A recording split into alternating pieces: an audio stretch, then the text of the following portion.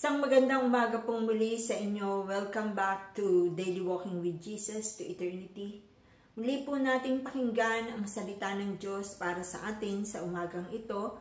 At ito po ay matatagpuan sa John 1, chapter 8, verse 31 hanggang 38. Pakinggan po natin ang sinasabi ng salita ng Diyos. Sinabi naman ni Jesus sa mga Hudyong naniniwala sa Kanya, "Kung patuloy kayong susunod sa aking aral, tunay ngang kayo'y mga alagad ko. Makikilala ninyo ang katotohanan, at ang katotohanan ang magpapalaya sa inyo." "Lahi kami ni Abraham," tugon nila, "at kailanmay di kami naalipin ni numan. Paano mong masasabing palalayain kami?" Sumagot si Jesus, "Tandaan ninyo, alipin ng kasalanan ang lahat ng nagkakasala. Ang alipin ay hindi kabilang sa sambahayan sa habang panahon, subalit ang anak ay kabilang magpakailanman. Kapag kayo'y pinalaya ng anak, tunay nga kayo'y malaya. Nalalaman kong lahi kayo ni Abraham, gayon may pinagsisikapan ninyo akong patayin, sapagkat walang pitak sa inyong puso ang aral ko. Sinasabi ko ang aking nakita sa aking ama, at ginagawa naman ninyo ang inyong narinig sa inyong ama." Pagpalain ng Panginoon ang pagkakabasa ng kanyang salita sa atin sa umagang ito. Ang Panginoong Hesus po ay mayroong mga pananalita na gusto niyang matutunan ng mga nanampalataya sa kanyang mga Hudyo. Ano po ang kanyang ibinibilin sa kanila? At ito rin po ay bilin sa atin ng Panginoon, tayong mga nanalig at nanampalataya sa Kanya. Una po ang sabi niya, "Kung patuloy kayong sumusunod sa aking aral, tunay ngang kayo'y mga alagad ko." Isang pagkikilanlan ng mga pagiging alagad ni Kristo ay yung pagsunod sa itinuturo ng Panginoong Hesus. Ipinamumuhay at sinusunod. Sabi nga, obedience ay napakahalaga. Hindi po tayo pwedeng magsabing tayo ay mananampalataya by just reading the Bible. Ang pinakamahalaga po ay ang pagsunod sa kautusan ng Panginoon, pagsunod sa mga nais niya sa kanyang kalooban. Diba, sabi nga po ng salita ng Diyos sa Matthew, "Hindi lahat ng tumatawag sa akin, Panginoon, Panginoon, ay maliligtas, kundi yaon lamang sumusunod sa kalooban ng aking Ama." Ano po ang kalooban ng Diyos? Yung pagsunod po natin sa kanyang utos, pagkilala natin sa kanya, ito po ang hinahanap ng Panginoon sa atin. At sabi, nakasulat din dito din po sa John, "If you love me, obey my commandments." Dito sa kanina yung binasa natin, kung ikaw ay alagad ng Panginoon, ang hinahanap sa iyo ay ang pagsunod sa Kanya.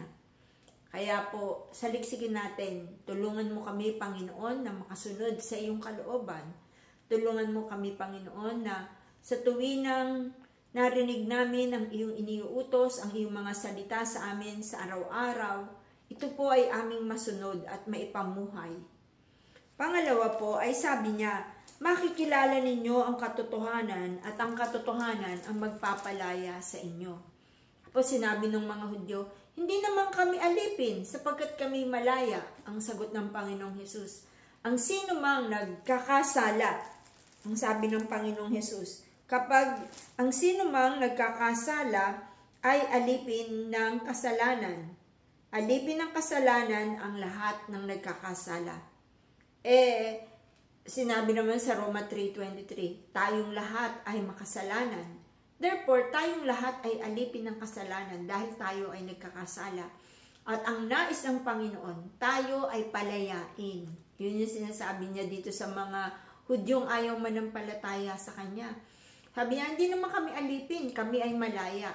Sabi ng Panginoong Hesus, kapag kayo ay alipin ng kasalanan, kayo ay ang alipin ng ng kasalanan ay lahat ng nagkakasala. Therefore, alipin din sila. Tayo. At sino ang magpapalaya sa atin? Sabi po, kapag kayo'y pinalaya ng anak, tunay nga kayong malaya na. Ang magbibigay sa atin ng kalayaan ay ang Panginoong Hesus. Sabi, the truth shall set you free. Sabi po, makikilala ninyo ang katotohanan at ang katotohanan ang magpapalaya sa inyo. Ang katotohanan ang magbibigay sa atin ng kalayaan sa kasalanan. At sino po ang katotohanan? Si Jesus po ang katotohanan. Ang salita na ay katotohanan. Sino po ang hindi katotohanan? Si Satan po. Siya po ay deceiver, manlilinlang, falseness, lahat ng kasinungalingan ay nasa kanya. Siya po ay ama ng kasinungalingan. At kung tayo, ang ating mga puso at isipan, ay naaalipin ng kasalanan dahil po sa panlilinlang na ginagawa ni Satan. Minsan, halimbawa, ang mundo, hindi naman masama yan eh. Okay lang yung ginagawa mo, lahat naman ay gumagawa niyan. Ito po ay panlilinlang ng kaaway. Kahit nga po, minsan nakikita na nating mali o kaya hindi tama, ang sasabihin sa atin ng kaaway, okay lang yan, hindi ang kasalanan. Dahil marami ang gumagawa niyan. Nililinlang po tayo ng mundong ito, nililinlang tayo ng mga bagay na maganda sa paningin pero naghahatid ng kasalanan sa buhay ng tao. Nililinlang tayo ng ating pangangatwiran. Nililinlang tayo ng mga katotohanan ng mundo. Tapos ang ilalagay sa atin, hindi yan kasalanan, hindi ka maapektuhan, hindi ka marurumihan dyan. Pero alam po natin na kung ito ay hindi ayon sa kalooban ng Panginoon, ito po ay kasalanan. At ganito tayo nililinlang ng mundo. Paano natin malalaman ang totoo? At paano tayo makakalaya sa kasalanan? Ang Panginoong Hesus po, sabi, makikilala ninyo ang katotohanan at ang katotohanan magpapalaya sa inyo. Kung ang Panginoong Hesus po ang ating pakikinggan, kung sasabihin natin, kung si Kristo kaya ang narito, ano kaya ang gagawin ng Panginoong Hesus?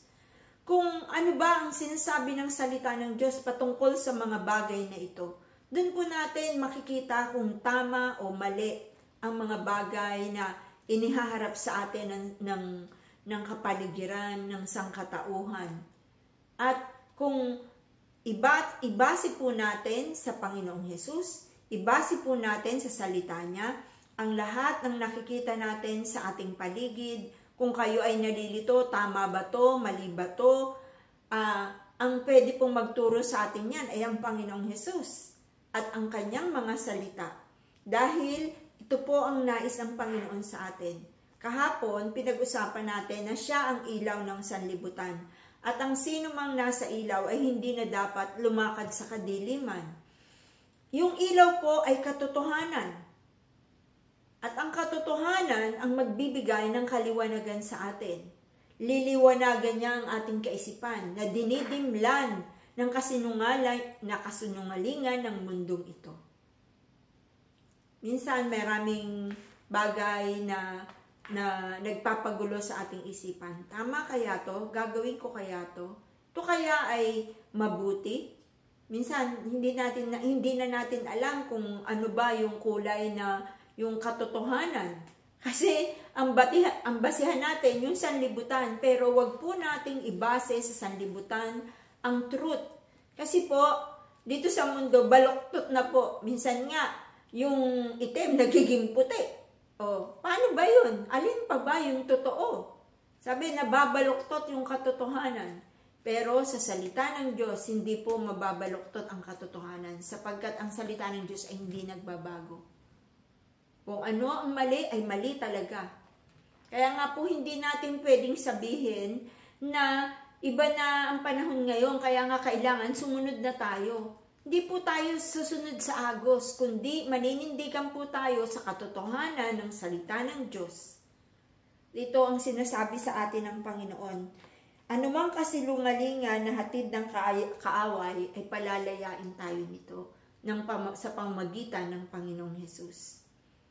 Ngayon po, sa inyong buhay, sa aking buhay, sa bawat isa sa atin. Kung nais mong malaman ang katotohanan, lumapit ka kay Kristo. Kung nais mong makalaya sa kasalanan, lumapit lamang tayo kay Kristo. Sapagkat si Kristo ang katotohanan, si Kristo ang magtuturo sa atin kung ano ang tama at mali. Huwag po tayong makonfuse. Huwag po tayong magulumihanan kung ano ba, ito ba ay tama, ito ba ay mali. Lumapit ka sa Diyos kasi ituturo sa iyo ng Panginoon.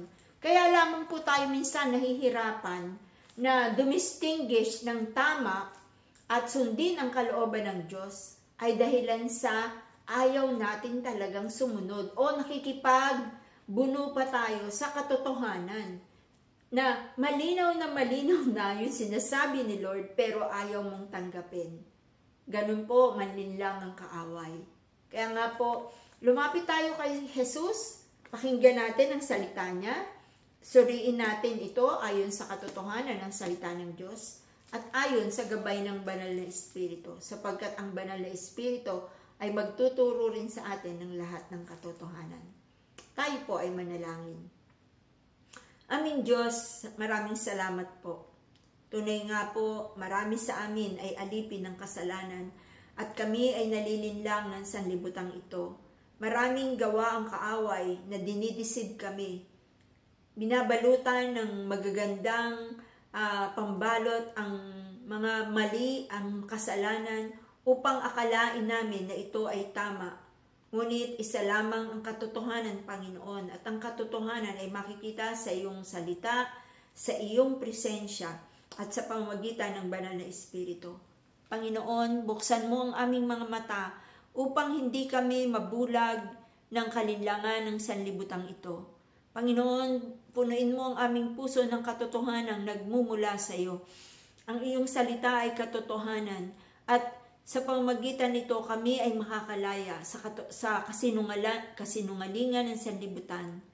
Lord, dalangin ko po na hindi namin baluktutin ang mga katotohanan, bagkus handa kaming sumunod sa naisin mo at kalooban mo. Gabayan mo ang bawat isa sa amin, Panginoon, na hindi kami malinlang ng mundong ito, bagkus lumakad kami sa katotohanan. Ama, maraming salamat po. Ito po ang aming dalangin sa pangalan ni Jesus. Amen. God bless you po and see you again tomorrow.